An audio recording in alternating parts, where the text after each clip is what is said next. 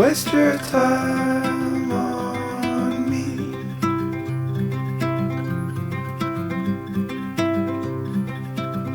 Waste your time on me.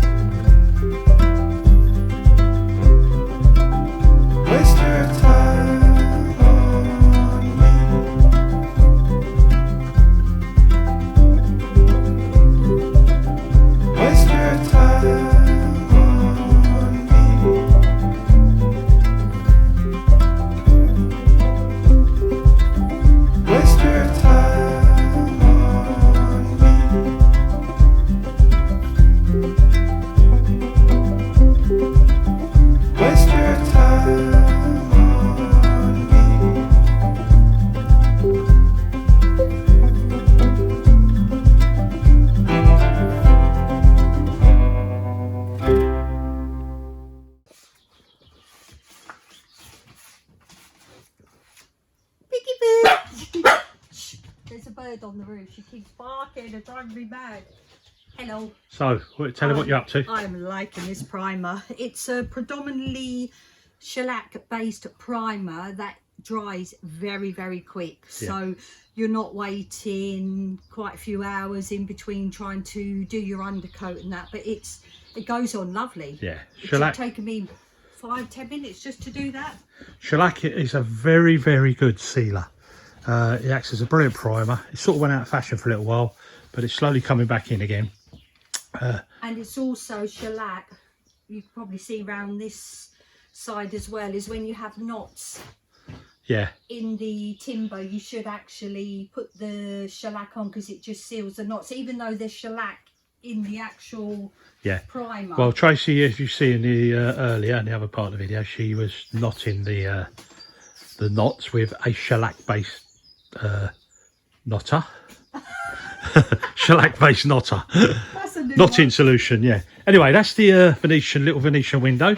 So I've nearly made the sashes up now, so I'll be planing them and sanding them up, ready for Tracy, and then they'll come back in here and she'll paint them all up as well once I fit them. I did want to say that we're going to keep the inside of the window white and the door, but the outside is going to be the same colour as the box sash windows. Yeah. I'd like to keep them all the same. So, but once these are in situ, then I will put the top coat on. Cause just got to undercoat it now after this, and then got to make sure I've got a steady hand.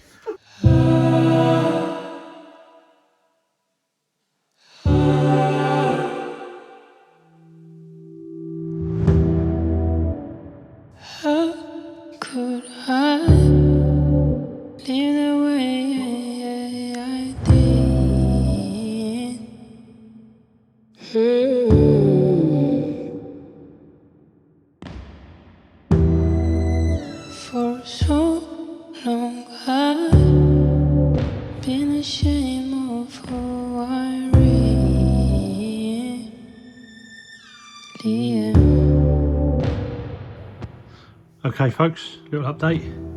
I got carried away making the sashes, forgot to film it. Anyway, look, so there's the first, that's the top small sash, the top middle sash of the Venetian window, and you notice I've done the little horns again, so they look like the rest of the house, which I'm doing. There's some more horns here, like you can see. So they've all got to be sanded up yet, and, you know, put on properly, but this is all dry fitted. This one here, that's dry fitted. It's not glued up or sanded or nothing. Excuse me. And then I've got another one over here. The horns cut again. So, done all them. Another sash to put together. So, should have these all together in a couple of hours, or less than that. Just putting the glazing bars on this one now. So, these have to be cut in, scribed round here, mortared through there, Then had 2 wedges on the other side, sits on there, same with this side, scribe round. This comes right into the bottom rail. Okay folks, so I'm going to take you in, show you the Venetian window now, and where I've got 2 with it. So there we go, there the sashes in. Tell us what you think. That window there is going in that space there, okay. And what you see here now is the inside, what we would see from the inside. Forget the pink, that'll all be primed. It's got to have a little rub down, and Tracy's going to do some filling and light filling and put some primer on. But it's looking nice, eh? So this middle one, these will open and shut like this. Top will go up and down. I've nailed it, and not nailed it, I've tacked it just to show you guys. And there's quite a lot of work goes into one of those windows. If you think about your standard French window, they open inwards, 2 sashes say, which is pretty standard in France. They are not half, well, they're less than half the work there is in this window to make. I can make French windows in probably a day and a bit, maybe. Priming and painting, a couple of days, all right? One of these windows here takes me 3 days to make. That'll include putting the glass in. It's taken me 2.5 days so far. But anyway, there's a lot of work in making one of those. And the carpenters out there that are watching this, they'll know themselves. You know, it's not like a quick fix job, and that's why they cost a lot of money. But anyway, let me take you around the front.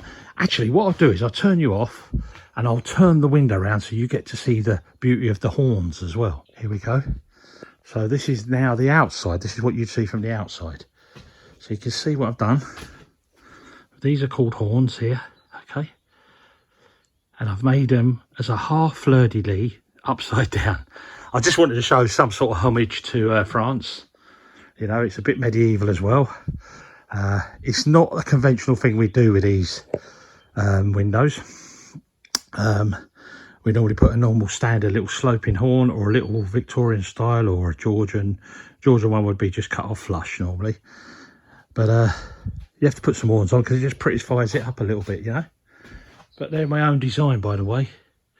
They've never been done before that I know of, and I've never done them for a customer in England at all. But they are for this house. And then if you go back in our videos last year when I made this front windows in oak, they were all handmade by me as well, and I've designed and put them horns on then for there. But here we go. And also I wanted to point out to you guys, if you look at all the glass panes,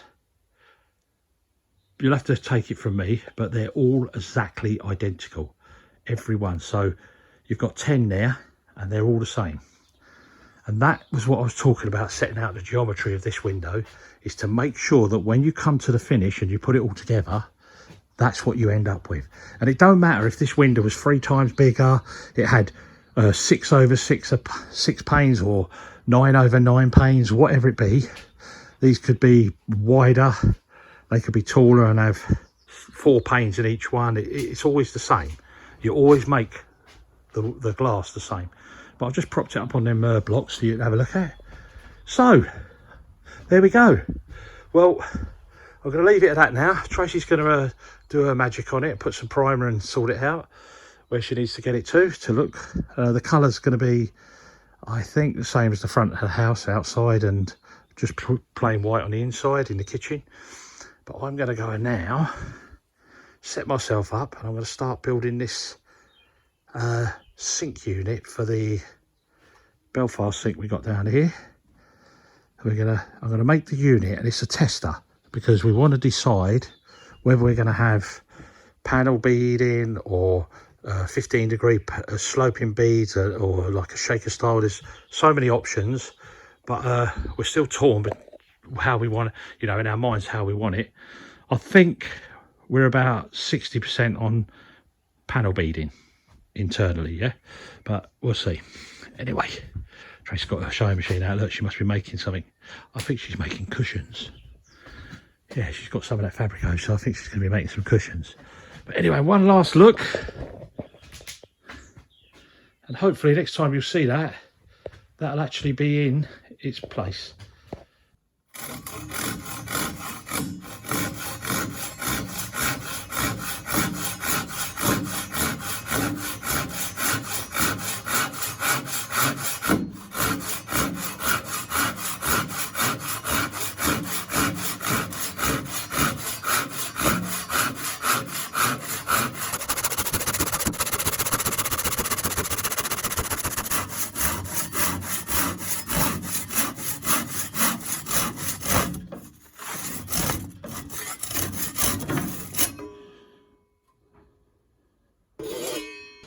Okay, so what you saw me cutting then was the door styles.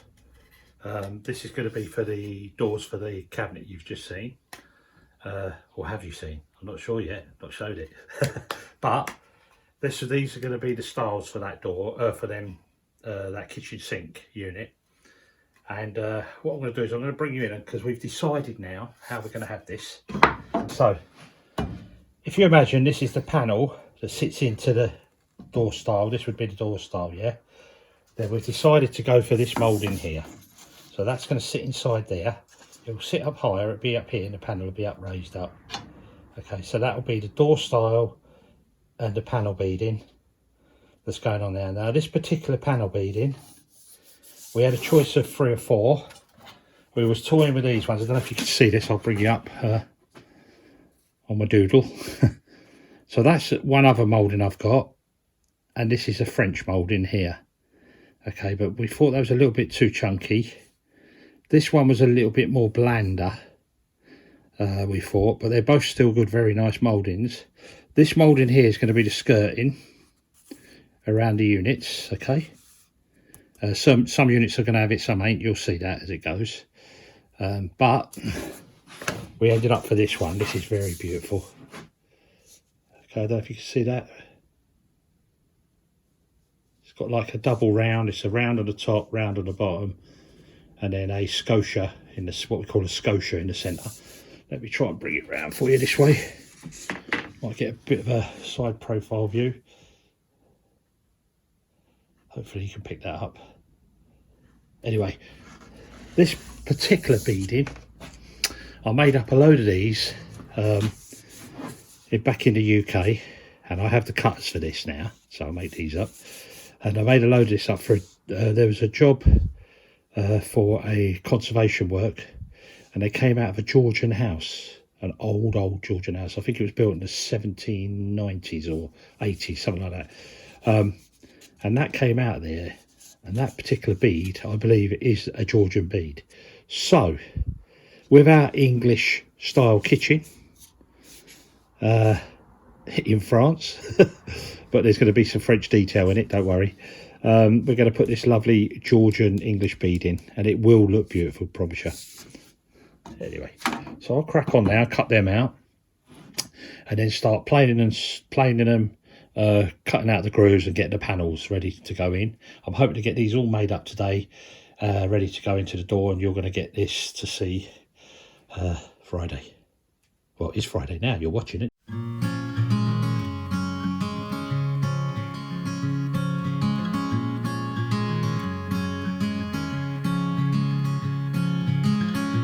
Later on in the night, when the crowds have gone, we could talk under moonlight till dawn.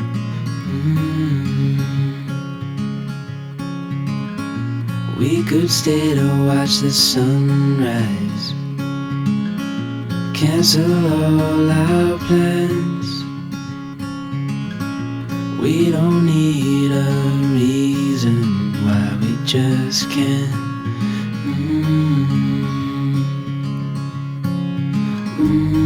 I wish I could stop time and stay in this moment, never think about going. Won't you stay with me for a little while?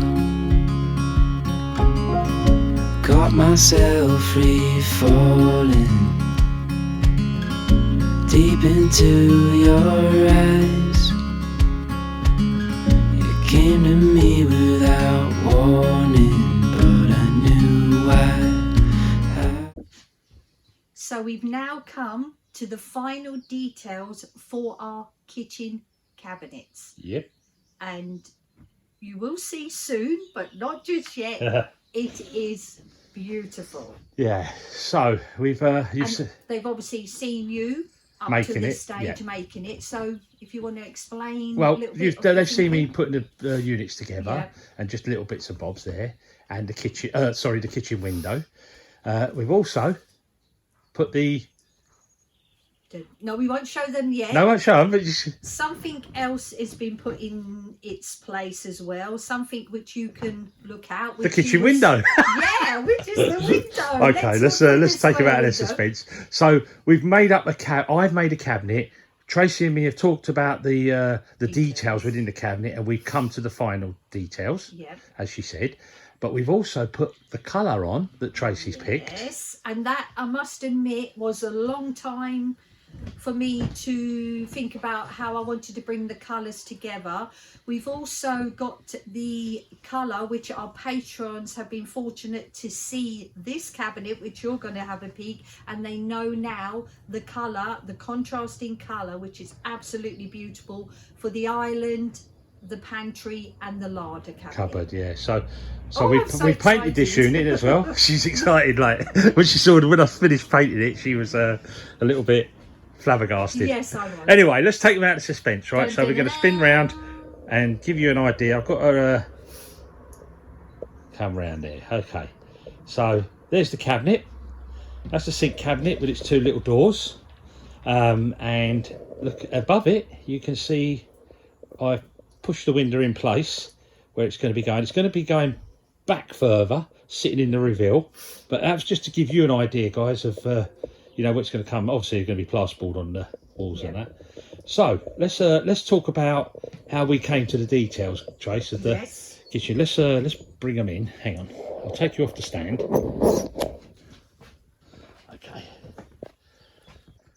Okay, some of the details then, right? So if you see this round here, we call this the face frame, okay?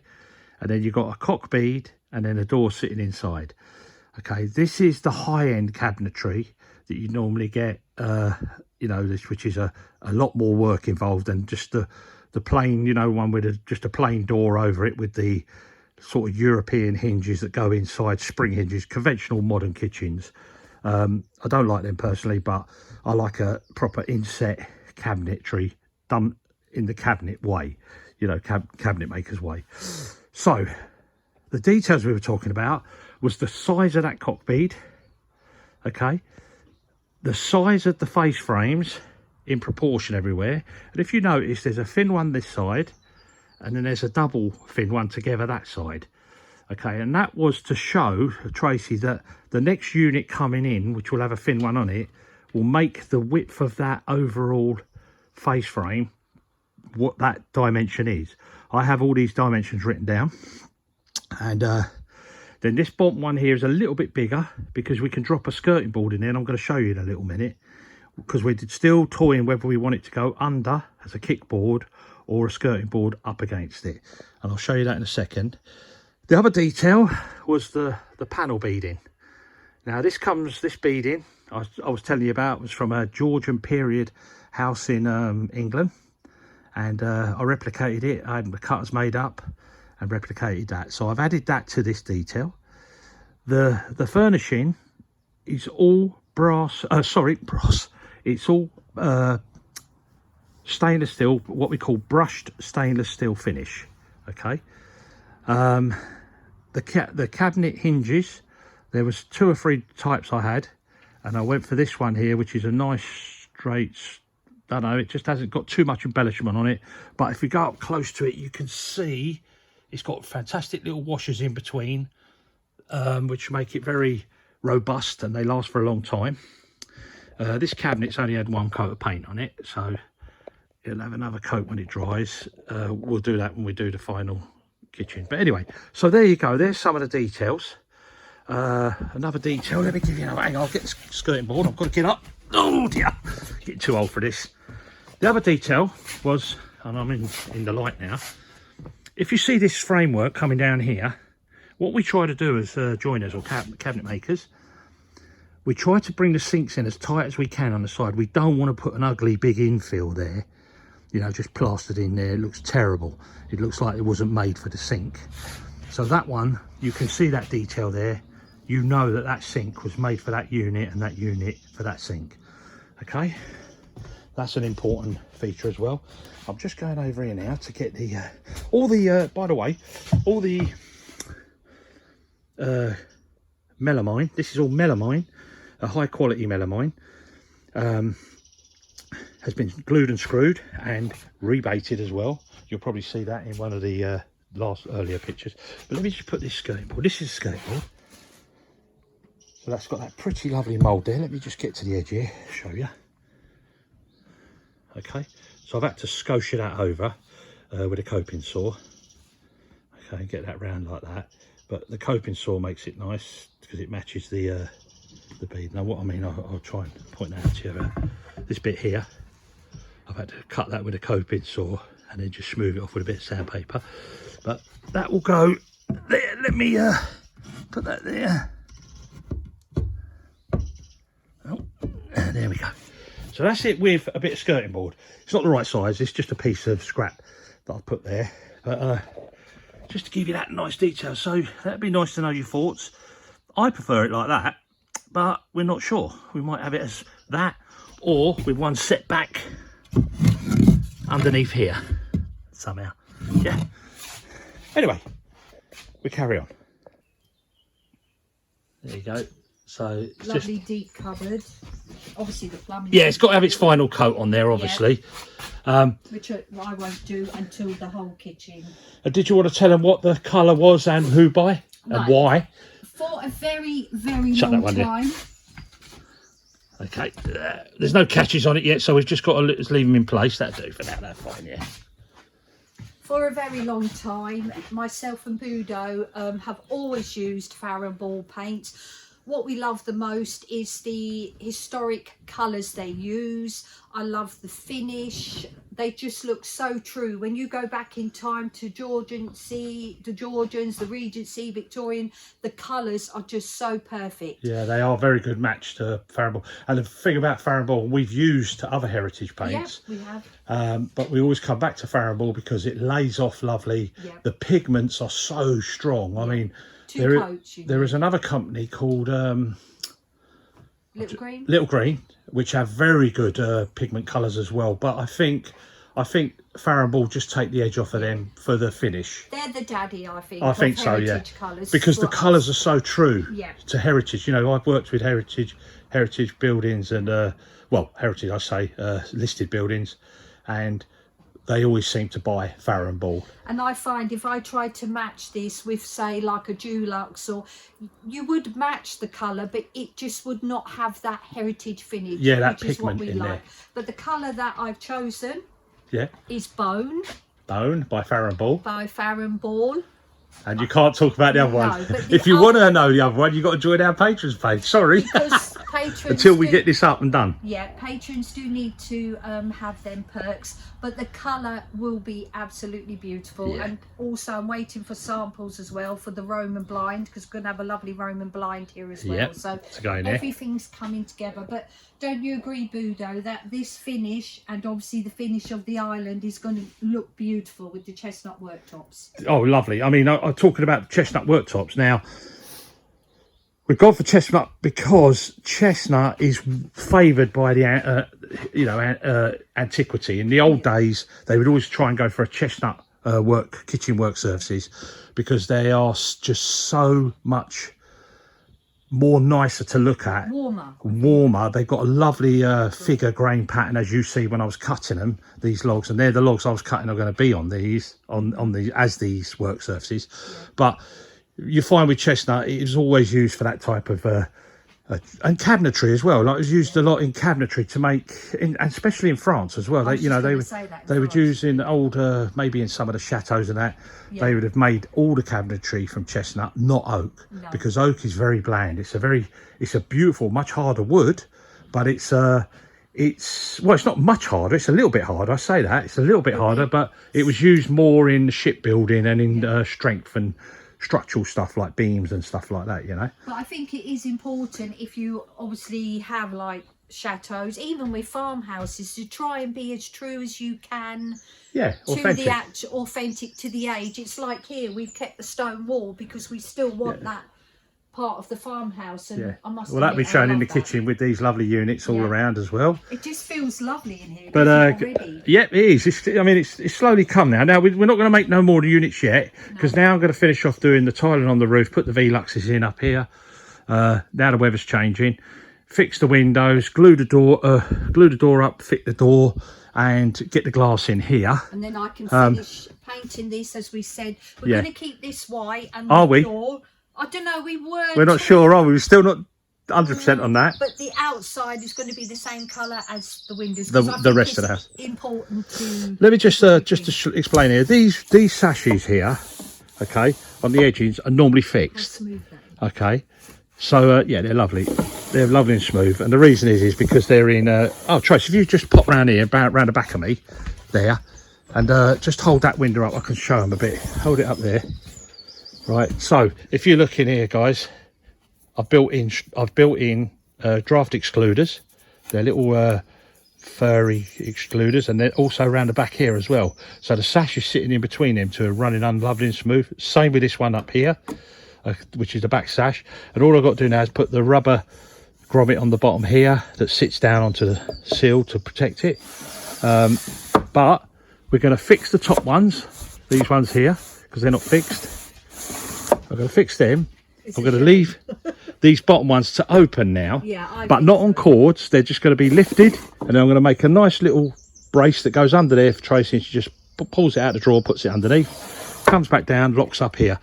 Same with this one. This will be on cords though, because I might not want this one open. I just think they're so... I understand. They're cute, aren't they? Conception. I mean, I understand the building, the thought behind Venetian windows, but I just think they would be so beautiful to be able to open them. I'm just trying to shut that door because it's just come open a bit. So tell us what you think of the colour, and put your imagination heads on and see how the rest of the kitchen will lay out. The tiles as well. We're in the process of getting some samples of the tiles as well. I wish we could. I crashed into something.